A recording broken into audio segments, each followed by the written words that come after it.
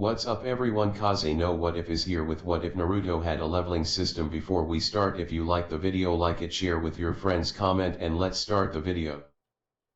The next day. Taijutsu Sparring Circle, Konohagakure Ninja Academy.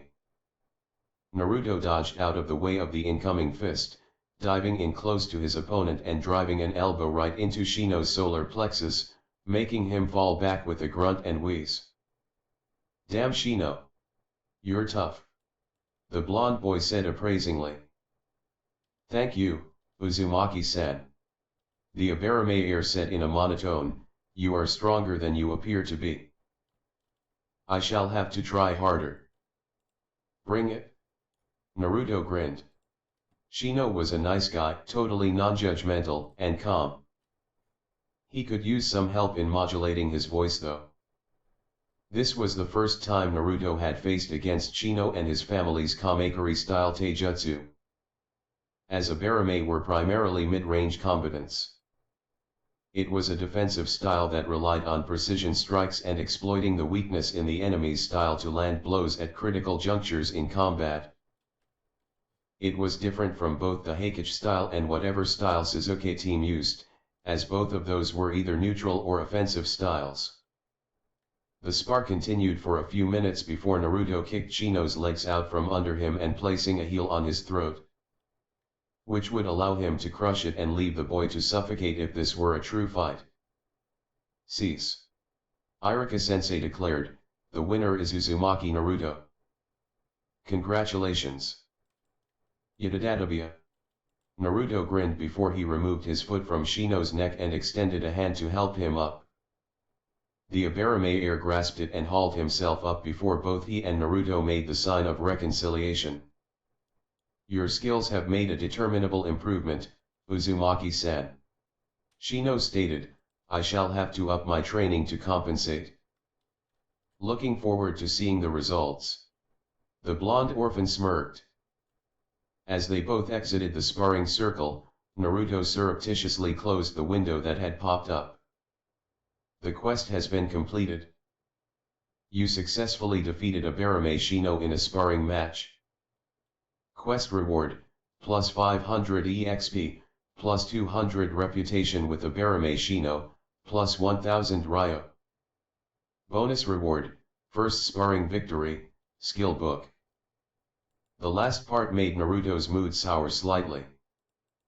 The only reason that this was his first victory in a spar was that he had always been pitted against Sasuke team before now. As much as it burned Naruto to admit it, the Uchiha was way more skilled at taijutsu than he was. Worse, Sasuke was using what had to be a clan taijutsu style rather than the Heikichi style, so his strength, toughness, and dexterity bonuses were very likely to be higher than his own. Still, now that I have this new skill book, I can upgrade my taijutsu once I max out the intermediate Heikichi style that I'm using right now, he thought. Sasuke smirked as he watched Naruto out of the corner of his eye. It was right that the dope would become stronger after getting his butt kicked by him all the time. If his rival didn't keep getting stronger in pace with him, there was no point in having him as such. A slightly puzzled Naruto closed the window, informing him he had gained 50 relationship with Uchiha Sasuke. Meanwhile, Mizuki was cursing at him vilely behind his teacher mask and wondering how to sabotage him now. When he had seemed to have catch on to all of the tricks the Chunin had pulled up until this point. He was performing his taijutsu kata perfectly, his throwing form was spot on, and Mizuki daren't risk another mistaken test mix-up after the last time. Iruka's becoming suspicious tch. The man thought, it can't be helped, I'll just have to back off for a couple of months. It isn't as if the demon will become too strong by the end of that time. As he thought that, the strap on his sandals snapped. A complete coincidence. After the academy. Ichirika's ramen stand. And then, blam. I had him beat. Jiji. Naruto said to the Hokage, who listened indulgently as they waited for their ramen. A well-earned victory, Naruto-kun. He congratulated his surrogate grandson, the Abarame Taijutsu style is not easily overcome.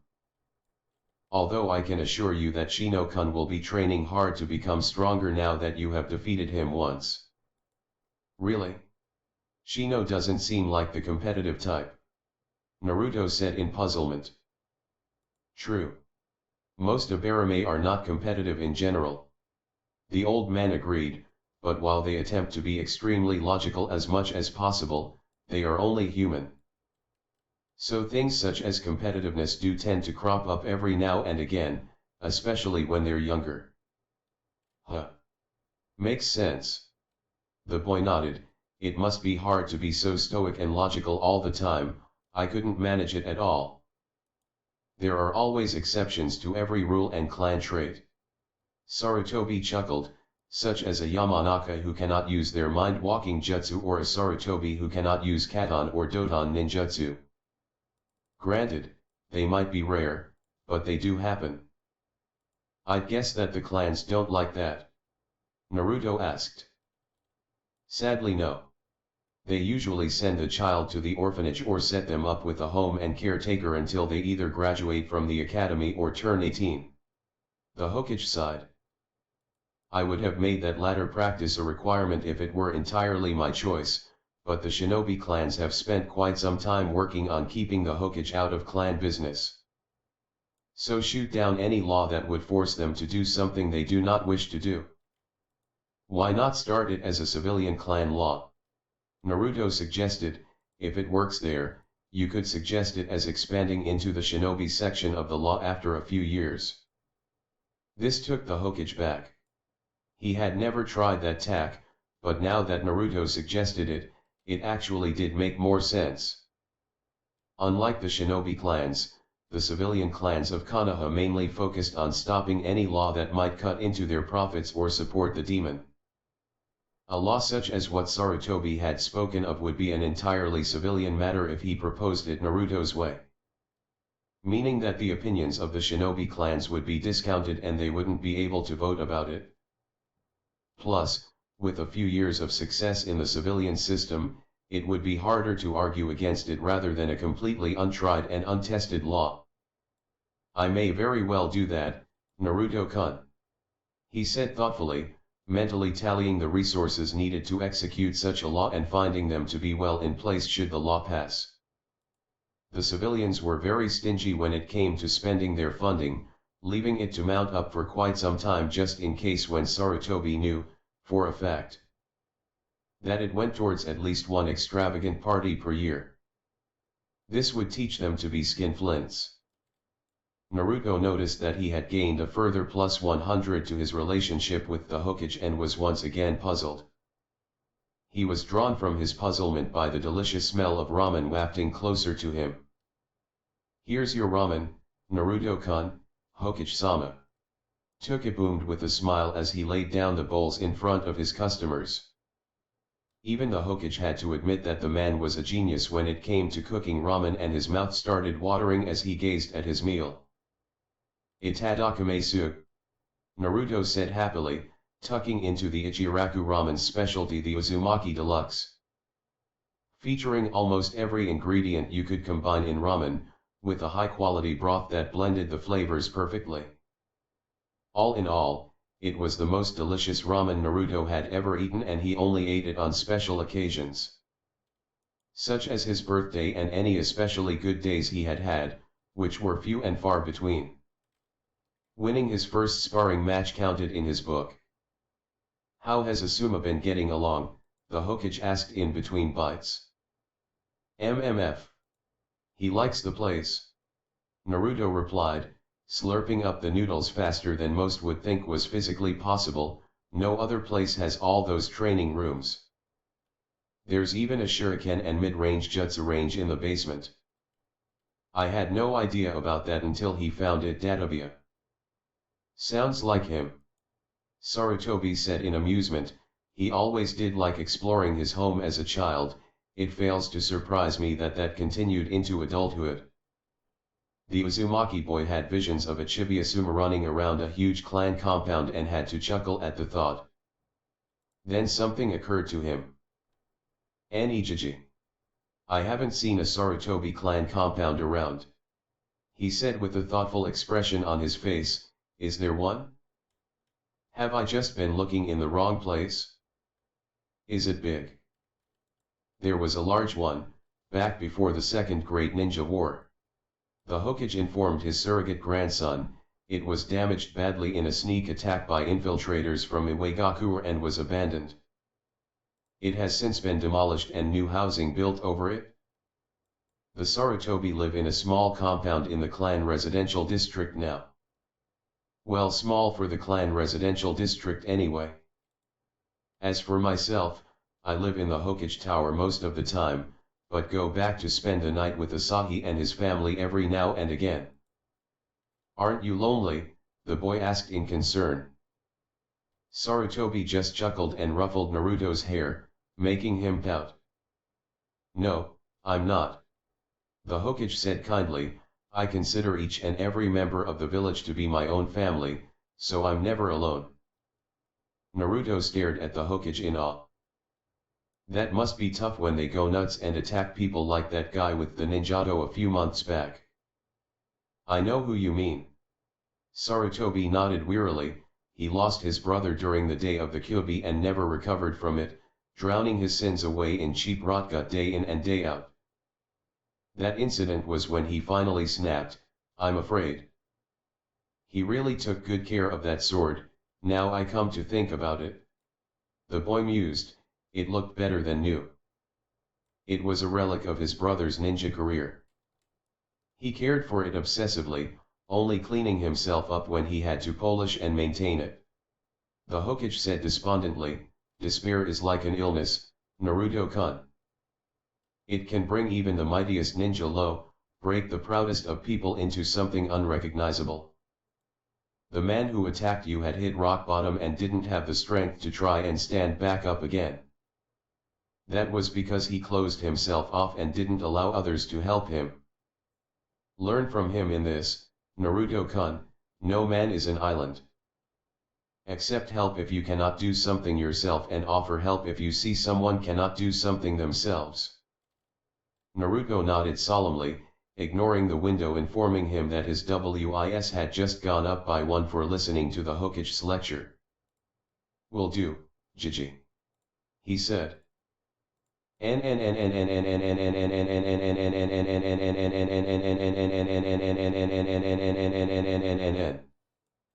Later. Training Ground 13 entrance. Okay, today's goal is to finally level up to level 15. Naruto pumped himself up as he jogged towards the gate leading into the training ground. He was in good form today after his spar with Shino and he was looking forward to finally getting to that next level. Given how Sasuke was at level 15 and had been for a while, it was safe to assume that there was a level limit that stopped academy students from becoming too powerful. His stat increases were also slowly coming less and less frequently. He was willing to be that they would stop once they reached a certain point as well. With still 3 or 4 months left until graduation, it was going to become tedious if he couldn't level up.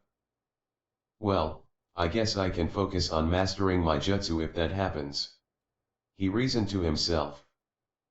He didn't like the idea of only being able to train his jutsu, but he could see how useful it would be to have them all maxed out, or at least on the way there. Entering the first area, the blonde orphan frowned. Although he didn't like the cliché, it really was too quiet in the forest. No birds chirping, no sound of the mutated squirrels fighting each other, nothing. Had someone come in to do some training of their own and killed them? Drawing a kunao, he continued his advance into the training ground, senses screaming at him that something stank about this situation. As far as he knew, he was the only person who used TG-13 for anything, and he was certain his Jiji would have let him know that he was sending someone in to clear the place. Very suspicious. Not a single attack yet, someone's been through here and cut down all the chakra mutations. Naruto thought nervously. His instincts were currently screaming at him that the situation was abnormal and that he should get out of there as fast as he could. and that he should eat some ramen, but that was normal for him. Leaving the first area and moving to the second, Naruto was yet again struck by how uncannily silent the training ground was, without the usual sounds of animals and chakra mutants filling it. Even the wind was silent, removing the usual background sound of rustling leaves that was almost omnipresent in Konoha. It was really unsettling. "Yo, brat." The muffled voice of a man startled Naruto as he seemed to melt out of the tree in front of him.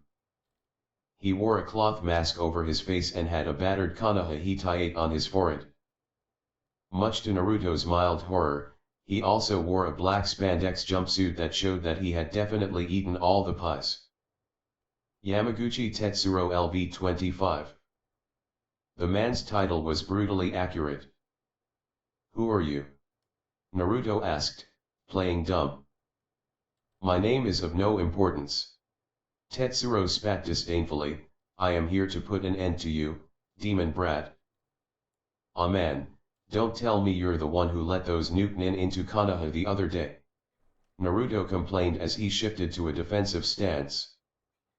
"I had nothing to do with it, brat." The man sniffed snootily, "I only wish that they had managed to kill you so I didn't have to bother." "Bloodlust detected. Immediately behind you." Without hesitating, Naruto hit the dirt and rolled over, dodging the swipe of the ninjato that would have beheaded him. A man dressed similarly to Tetsuro gaped at him for a moment before Naruto lashed out with his right leg, slamming his foot right into his assailant's groin. Letting out a mix between a pained moan and a yell of outrage, the man crumpled to the ground and assumed the fetal position, cupping his battered family jewels as he whimpered in pain. Tadakatsu Tomo LV-20. "You little bastard!" Tetsuro roared and pulled a kunai from somewhere, hurling it at Naruto with practiced ease. Dodging to one side, Naruto noticed something odd in one corner of his vision, a timer. It was at 4:54 and was rapidly counting down to 0. No quest had popped up to explain what the hell was going on, and he didn't have the legroom to look up the guide, so he just had to hope it was something that might help him here. "Dear sweet Kami, he's brat," a female voice complained, "can't you two slobbering morons do anything right? Shut up woman and help us." Tetsuro barked. "Never send a man to do a woman's job." The female voice grumbled and a woman dressed in black spandex apparently walked out of a tree, ninjato in hand. Kagami Kodama LV-26. "Another Kagami man, these guys have it out for me," Naruto thought privately. He noticed that the timer sped up, a minute and a half dropping from the countdown.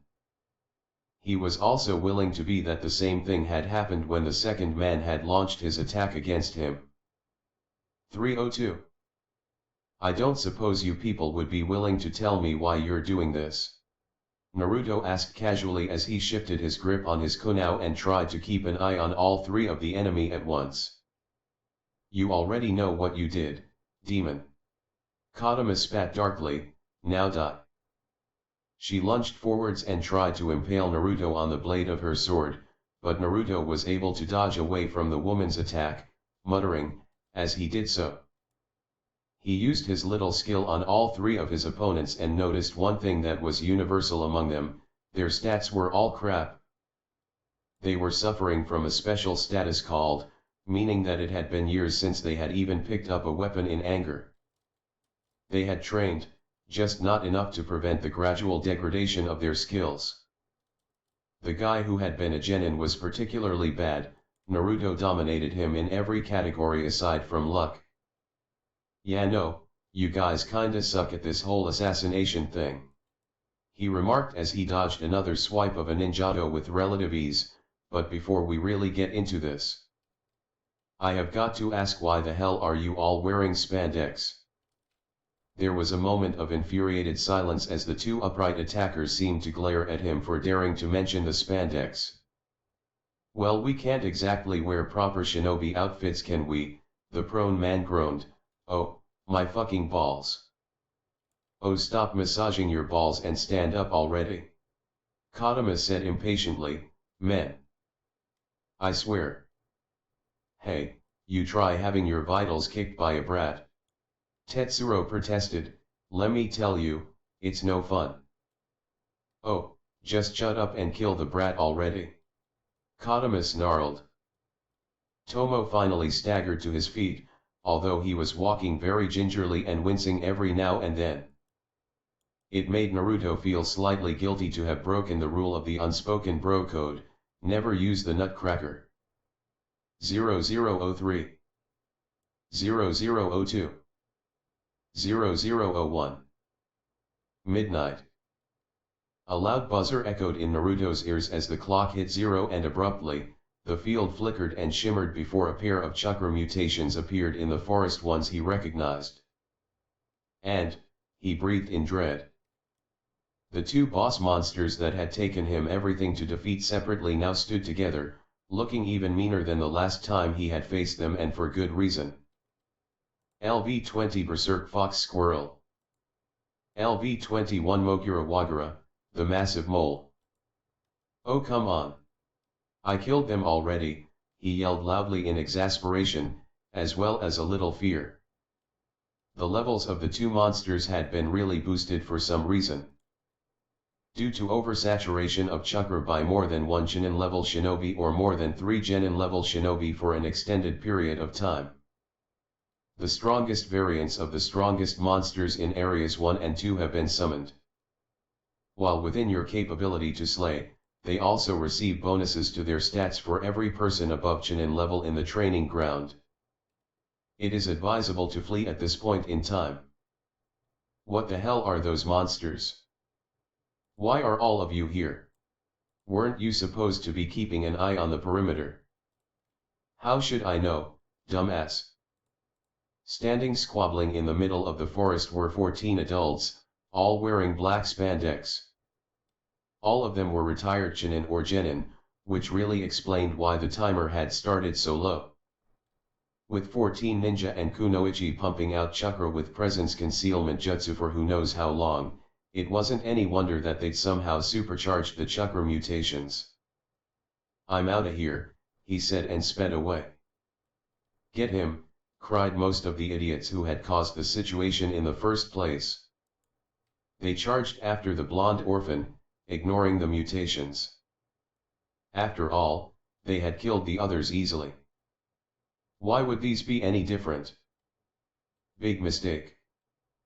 With a shrill screech of rage, the launched itself at the closest person to it, digging in its claws and attempting to rip at his throat. He screamed and thrashed his arms, sending the creature flying off of him with a solid punch to its jaw. Fuck. What the hell, he screamed. While the attention of the majority of the adult shinobi fell on the overt threat, tunneled underground. Emerging to drag another one of the spandex-clad ninja underground with a scream. Son of a bitch. Why is this happening? It's your fault, you morons. Naruto roared before he ran headfirst into an invisible wall. Swearing like a sailor and rubbing his abused nose, he glared at it.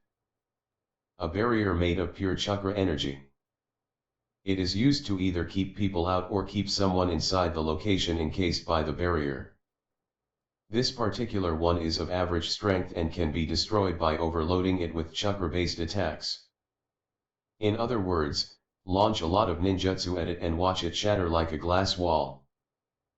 Dir, 1500/1500. Regeneration, 50 dir/per minute. Special skills. Hell in a handbasket. Doton, Iwa Bunshin no Jutsu. Naruto growled, slamming a hand on the ground, causing 15 clones to shoot up from it in an explosion of earth and grass. Bombard the damn barrier so we can get out of here, he ordered them. I'll hold off the Moron Brigade and the damn mutations. As the Iwa Bunshin started to volley Gansutsukan and Dangan at the barrier, Naruto turned around to see that the group of ninja retirees had somehow managed to save their kidnapped friend. But were only barely able to fend off the rampaging squirrel and marauding mole. Might as well help them. Naruto thought with a sigh, futon, senfukyo. Raising he hand to his mouth, he fired 3 swirling balls of wind at, which slammed into its nose. The giant mole unleashed a pain-screeching wail of pain and sent 3 of the spandex-clad ninja retirees flying with one swipe of its paws. Ga! Guba! Ayayayayah! Damn you, demon brat, one Kunoichi yelled at him, right, you and you, handle the damn squirrel. You and you hold off the supersized mole.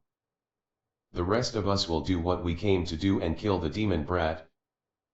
The spandex brigade obeyed her, 2 men drawing their ninjato to deal with them, while 2 other men and a kunoichi moved to contain. The rest turned to face Naruto, who snarled at them.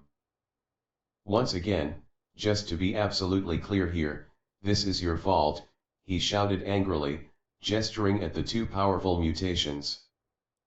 And how do you figure that out, demon brat? Tomo asked condescendingly.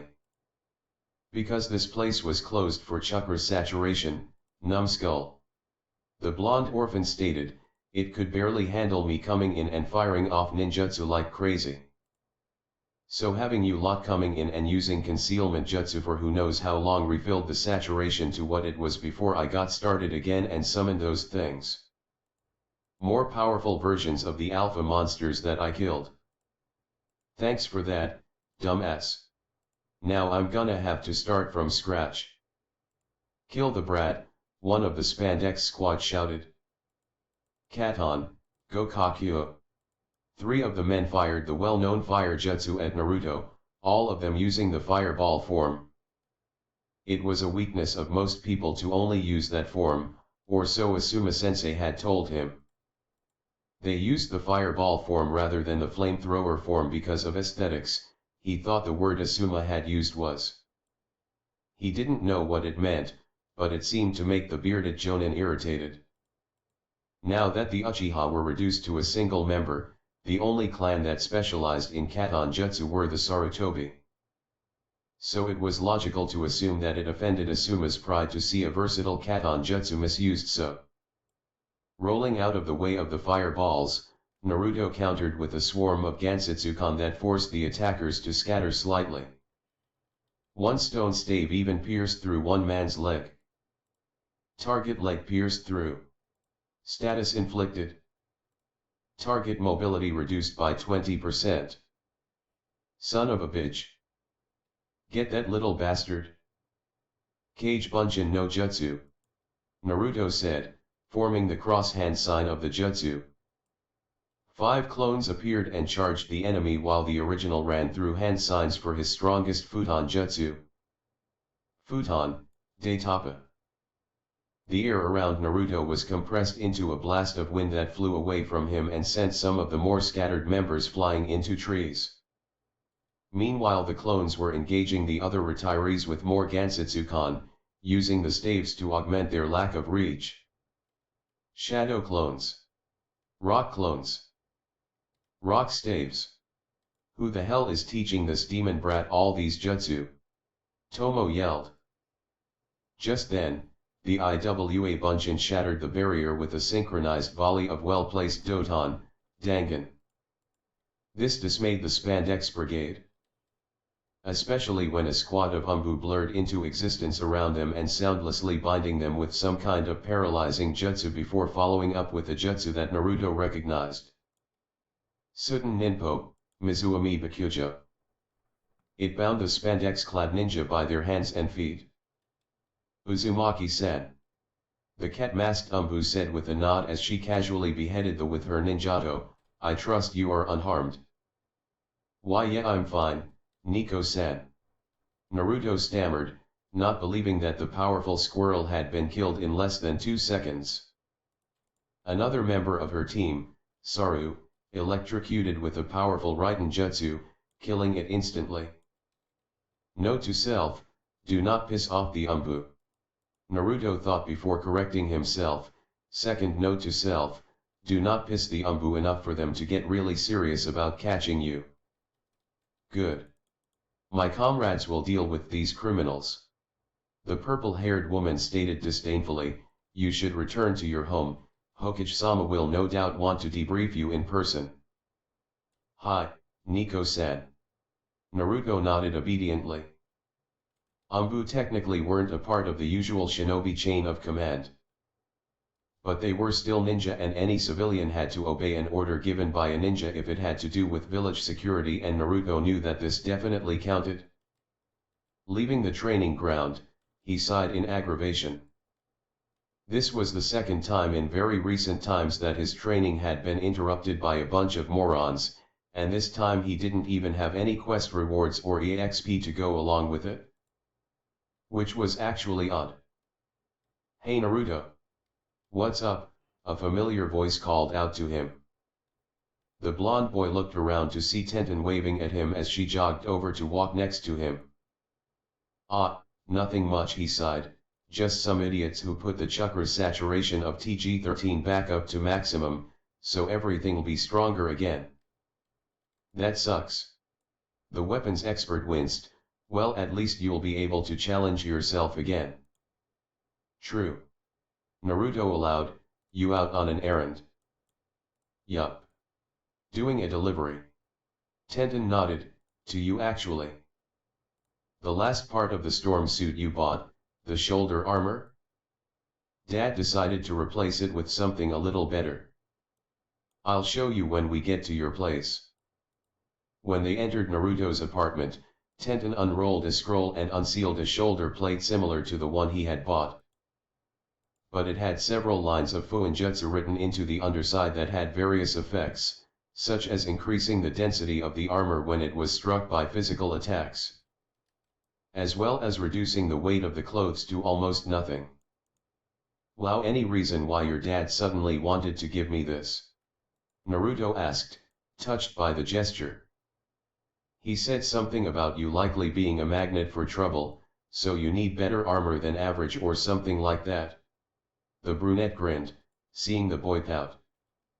"It isn't like I asked for those damn Nukenin to attack us." Naruto groused with his pout on full blast. "I know, Naruto." Tenten laughed. "By the way, where's Asuma-sensei? He usually drops in on us by this point." "He left on a mission this morning." Naruto informed her. "He said he should be gone for about a week." "Shame. I was looking forward to more lessons." The kunoichi commented with a sigh, "I can't believe it took Guy-sensei this long to get me a ninjutsu tutor. A whole year. Didn't him teaching that Rock Lee guy take up a lot of his time?" Naruto pointed out, "From what Iruka-sensei and you have said, the only thing he has going for him is taijutsu. So getting it up to a point that he doesn't need ninjutsu or genjutsu must have really eaten into his time." The weapons mistress sighed. I know, and I don't really begrudge Lee that. I mean, he tries so damn hard that you can't complain about it even if he does take up most of Guy-sensei's time. It's just if he knew he would be spending most of his time with Lee, you'd have thought he'd have arranged tutors for me and Niji. Maybe he didn't know initially, but got caught up in teaching Lee." Naruto suggested, "I've heard that he's over-enthusiastic about things." Tenten snorted at that gross understatement of one Mato guy. "And Lee as well, now she came to think about it." "True enough," she said with a chuckle, "I'd better head home. Otosan is getting me to help him forging your sword. It'll be a great weapon, I promise." "I'm looking forward to seeing it, Ten-chan," he said before clapping a hand over his mouth when he realized he had called her by a nickname without her permission. While not as rude as referring to her without honorifics without permission, it was still pretty rude, and he knew very well how strong one Higurashi Tenten was, perhaps better than she did herself. Much to his surprise, she blushed a bit and cleared her throat. "Ahem. Well, you'd better. See ya next time you have to come to the shop." Naruto stared after Tenten in puzzlement as she walked quickly left his apartment, still blushing slightly. What the heck had that been about? Shrugging at what he labeled as another addition to the weird girl habits folder that he had mentally allocated all such incidences since he started paying attention to females. Needless to say, as Naruto wasn't the sharpest tool in the drawer when it came to noticing subtle hints and reading body language and facial expressions, this folder was fairly large. A knock on the door came about 5 minutes later and Naruto welcomed the Hokage into his home. The old man looked tired and drawn, with echoes of residual fury and worry in his eyes. "Ah, Naruto-kun," Sarutobi said with a sigh, "so, once again, we have people ambushing you inside of TG-13. This is becoming something of a habit, my boy. Not due to any fault of my own." The academy student crossed his arms stubbornly. "Quite so, but it has happened twice. And that is twice too often," the elderly Hokage said firmly. "I will have a barrier placed around the training ground so you will be able to detect the presence of anyone with active chakra within it. It will be key to you, so no one else will be able to use it. Should this occur again, however, I will be forced to prohibit you from entering TG-13. Am I understood, Naruto-kun?" "Hi, Jiji," Naruto replied, not happy about it, but understanding his grandfather figure's position. "Very good. Now the Hokage sat on an armchair, please tell me your side of the story." "The 14 morons have cut a story from white cloth, I am sure, so hearing your side will be enlightening." Naruto launched into a tale of his time in the training ground today and what the spandex-clad weirdos had done, as well as a modest account of his own actions to take care of them. "What I don't get was why they were wearing spandex of all things," Naruto added once he finished. "They couldn't sneak their active duty ninja outfits past their spouses or had sent them to the laundry." Sarutobi smiled with macabre amusement. "One of them owned a clothing store and was able to get some spandex suits that were surplus out of the storeroom. All of them were, as you suspected, retirees from the ninja forces. Forcibly retired due to PTSD or some other condition, mostly." What Sarutobi neglected to tell Naruto was that all 14 of the idiots had also been retired forcibly due to their inability to accept that Naruto was merely the Jinchuriki of the Kyuubi, not the great demon fox itself. They had all been the most outspoken about it in the force and had been nails that stuck out. Sarutobi, by kindly retiring them due to stress, had made a silent point to the other, more quiet members of the forces 12 years ago. Shut up about Naruto being the demon fox because it wasn't true. If you can't, get out or be hammered out. As he sat and spoke with his surrogate grandson, Yamanaka Inoichi was interviewing the families of the conspirators to see if they had had any inkling of their wayward family members' intentions. Marino Ibiki was handling the interrogation of the Spandex Brigade, to use Naruto's amusing nomenclature. Sarutobi expected confessions on his desk by the time he got back to the tower, even if they were mostly out of shape and horribly out of practice. The fact that Naruto-kun was able to hold off 14 shinobi at once while breaking a barrier is an incredible feat, the old man thought proudly. "I think that a new jutsu scroll would be appropriate here, as I thought it would. I had a stroll through my jutsu library before coming here, Naruto-kun," he said with a smile and pulled out a scroll. "You have markedly improved your skills in the past few months and this incident proves it beyond any shade of doubt. Take this as a reward for making this old man proud of you." "Thank you, Jiji." Naruto hugged his grandfather figure excitedly. "What jutsu is it?" "It's a futon jutsu, futon, Fujinhiki," the Hokage replied. "It compresses the air in front of you into a solid wall of air that blocks incoming attacks. Once you master the basics, you can have it sprout blades to stab anyone who crashes into it. You can even set it up to appear in any location within your line of sight." "Cool. I had noticed that you had very little in the way of defensive jutsu, so this is a step to rectify that." Sarutobi said with a nod, be warned however. This is a B rank technique and requires more finesse than your Kage Bunshin no Jutsu. It might take you a while to use even the most basic form, but I am confident you will be able to manage it. Once the Hokage left, with an admonition to his grandson to get some sleep, Naruto tried to learn the new jutsu and failed.